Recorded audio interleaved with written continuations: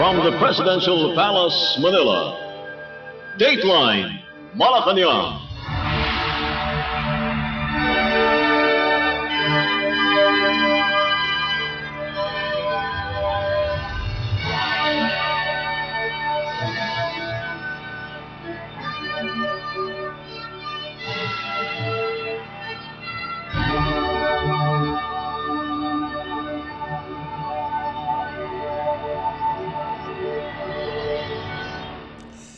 Good day. This is Dateline Malacañang. Filipino voters flocked to election precincts on Monday and casted their votes for 12 aspirants vying for a Senate seat. According to the Philippines election watchdog, National Citizens Movement for Free Elections, or NAMFREL's partial and unofficial results of the 2025 Philippine midterm elections, as of 1:32 Tuesday morning on May 13th, out of 93,287 clustered precincts, 73,699 have already transmitted their election returns, comprising 78.96% of the total. This accounted for 45,141,662 of the 68,431,965 registered voters, excluding local and overseas absentee voting. Re-electionist Bongo currently holds the lead in the senatorial race, ahead of Bam Aquino, Ronald De La Rosa, Erwin Tulfo, and Francis Pangilinan, who are placed second to the fifth positions. Independent candidates Rodante Marcoleta and Ping Lacson is at 6th and 7th place respectively, while rounding off the top 10 senatorial race are former Senate President Tito Soto, Pia Cayetano, and Camille Villar. Currently placed 11th and 12th are re-electionist Lito Lapid and Aimee Marcos, while still on the hunt are Ben Tulfo, Ramon Revilla Jr., and Abby Binay. Dateline Malacañang. Philippine President Ferdinand R. Marcos Jr. on Monday voted early at the Mariano Marcos Memorial School in Batac City, Ilocos Norte Province, where he began his career in public service. President Marcos, together with her mother, former First Lady Imelda Marcos, sister Irene Araneta, and son, Ilocos Norte 1st District Representative Ferdinand Alexander Marcos, arrived at 7 in the morning at the school located in Valdez Town as a registered voter of the village of Lacub, precinct number 36A. After voting, they proceeded to the Marcos Museum and later on proceeded to the Kalayab Elementary School in Lawag City, where other members of the first family were registered. When sought for an interview, the president just smiled and waved his hand to the media. President Marcos, Ilocos Norte Province has maintained its green classification for the May 12 elections, meaning there are no election-related security concerns monitored in its 21 towns and 2 cities so far. Joel Quineas, Commission on Elections or COMELEC Ilocos Norte Election Supervisor, expressed hope that the current status would remain until the end of the election period on June 11th. The classification was based on the parameter outlined in Section 108 of COMELEC Resolution 11067, indicating that all towns and cities of Ilocos Norte are considered relatively peaceful and orderly. The COMELEC assessment, according to Guineas, indicates low risk of election-related violence or disruptions in the province. While he admitted that there are reports of alleged harassment and heated arguments from political candidates, Kines said the COMELEC has not received any official complaint. Dateline Malacañang. The Commission on Elections, or COMELEC, on Monday said some 11,000 voters in the municipality of Dato Odinsinsuat, Maguindanao del Norte Province, would be allowed to cast their ballots for the national and local midterm elections on Tuesday. COMELEC Chairperson George Garcia said the poll body will allow at least 12 precincts to continue the polls after failing to cast votes on Election Day itself.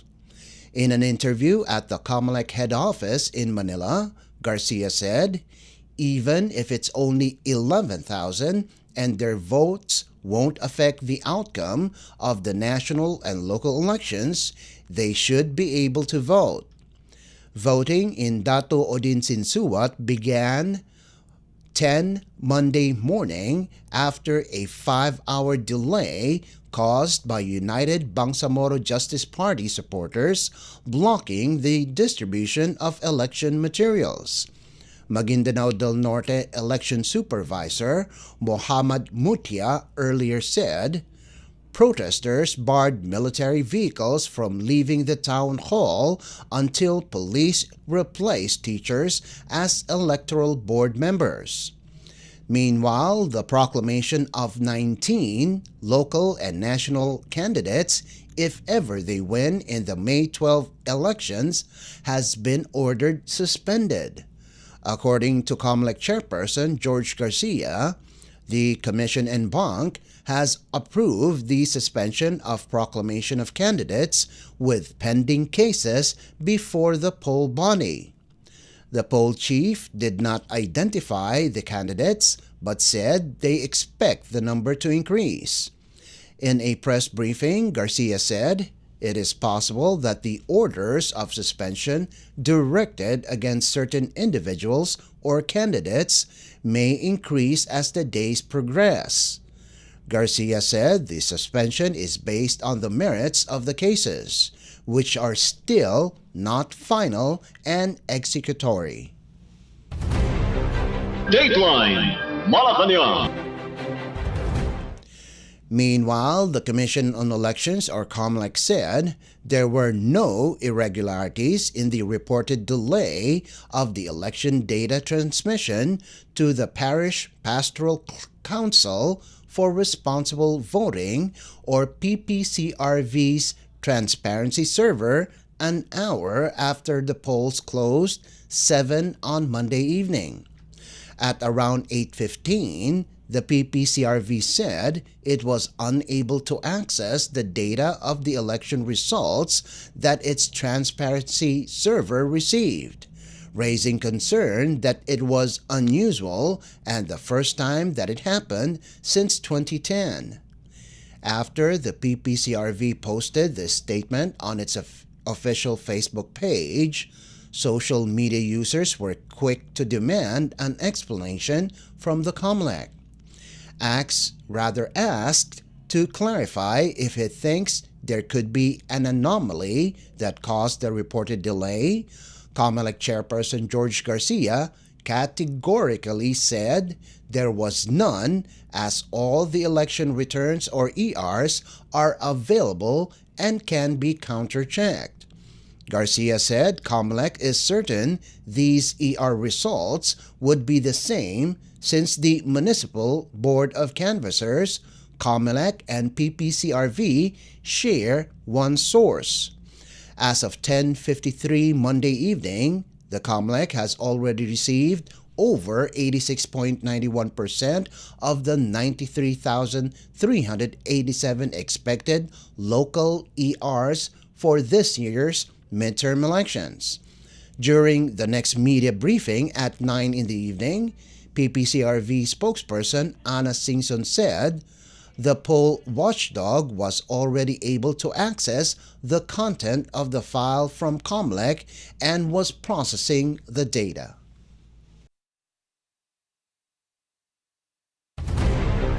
Dateline Malacañang. Still on the 2025 midterm elections, the Commission on Elections, or COMELEC, on Monday has never issued a running total of votes. In a message, COMELEC spokesperson John Rex Laujanco said, "For any partial tally, the data may have been sourced from COMELEC, but the tally didn't come from the poll body but from other entities." Laujanco added that the law only allows COMELEC to aggregate or sum after canvass. He noted that the poll body only releases unofficial results per precinct as part of transparency and official canvass results, whether full or partial. On the other hand, the COMELEC spokesperson advised the public to refresh their website every 5 to 10 minutes to get the latest updates. Dateline Malacañang. British Ambassador to the Philippines, Lori Bofils, on Monday said, initial impressions from her team observing the 2025 midterm elections have been largely encouraging, describing the conduct as mostly positive. During her visit to the command center of Poll Watchdog, Parish Pastoral Council for Responsible Voting, or PPCRV, Bofil said her team observed a very impressive turnout of voters, whom she described as keen to vote and make a difference. Asked about how her team assesses the election's credibility, Bofil said, "People are able to vote according to their conscience." The British envoy noted improvements in the electoral process compared to past elections, including new vote counting machines, more backup machines, and new technologies. She commended efforts by the Commission on Elections, or COMELEC, to partner with civic groups such as PPCRV and the National Citizens Movement for Free Elections to promote the transparency of this year's elections. Bofils acknowledged that there are still challenges during elections in the Philippines, including vote buying and disinformation. She added that the United Kingdom's election observation would not affect diplomatic or development cooperation with the Philippines. Dateline Malacañang. The Presidential Task Force on Media Security, or PT-FOMS, on Monday expressed serious concern over the reported incidents of harassment faced by media workers during the election season. In a statement, PT-FOMS Executive Director Jose Torres Jr. encouraged media practitioners to report election-related attacks through PT-FOMS Incident Report Form, or IRF, available online or through the QR code posted on its official Facebook page. Torres said the PT-FOMS IRF would enable members of the media to immediately make a report on incidents that threaten press freedom, as well as their right to life, liberty, and security. Torres said attacks on media professionals who are performing their duties during the election period undermine press freedom and the essential role of the media in democratic society. The PT-FOM stressed that historically, the Philippines has faced numerous media-related challenges during elections, with journalists frequently encountering harassment and threats. Torres said the PT-FOMS is currently coordinating with the Philippine National Police, or PNP's media security vanguards to investigate the recent election-related attacks against media personalities, adding that appropriate action will be undertaken. Recent incidents include the attack on the vehicle of former Cagayan de Oro Press Club President Manuel Jaudian in Sagay, Camiguin on May 10th. The PT Farms also reported that on May 10th, a news crew from TV48 and Radio DWNE in Nueva Ecija province reported being threatened with a slingshot by a member of the Barangay Peacekeeping Action Team, with further aggressive actions from the barangay chairperson. In Quezon City, radio reporter Rambo Labay also faced intimidation from a group of men while covering vote-buying allegations. On April 23rd, DZRH reporter Romeo Gonzalez filed a complaint with the PNP in Baguio City after allegedly receiving threats from La Paz Abra Mayor Joseph Bernos, a congressional candidate, via Facebook Messenger and a video call. The PT Farm said it remains dedicated to ensuring a secure environment for media practitioners and upholding democratic values, especially during the election period. Dateline Malacañang. The Philippines Department of Information and Communications Technology, or DICT, on Monday lauded Meta, the parent company of Facebook, Instagram, and Threads, for accelerating the takedown of election-related disinformation to within an hour. In a statement, DICT Secretary Henry Aguda commended Meta's quick response and called for its continued vigilance against disinformation even after the May 12 polls. Aguda said the DICT and Cybercrime Investigation and Coordinating Center, or CICC, will keep monitoring Meta's efforts and expect the same proactive approach against all forms of harmful and misleading content. He said the move follows the directive from President Ferdinand R. Marcos Jr. to secure the country's cyberspace. Aguda also called on other social media to join the president's vision of a digital bayanihan in stamping out other forms of malicious and harmful content online in cooperation with the government. On Friday, the Interagency Task Force, KKK, or Katotohanan, Katapatan, Katarungan sa Halalan, launched a new threat monitoring center that seeks to combat online disinformation and other election violations. The facility, located at CICC office in Diliman, Quezon City, houses analysts from different government agencies that hunt down election disinformation on several digital platforms for investigation and takedown. Dateline Malacañang. Philippine National Police, or PNP General Romel Francisco Marbil on Monday said, except for minor glitches in counting machines and shooting incidents, the 2025 midterm elections are generally peaceful and orderly. In a media briefing, Marbil said the 163,000 policemen, backed by over 200,000 personnel from other law enforcement agencies, will continue to be on watch until the canvassing of votes is completed.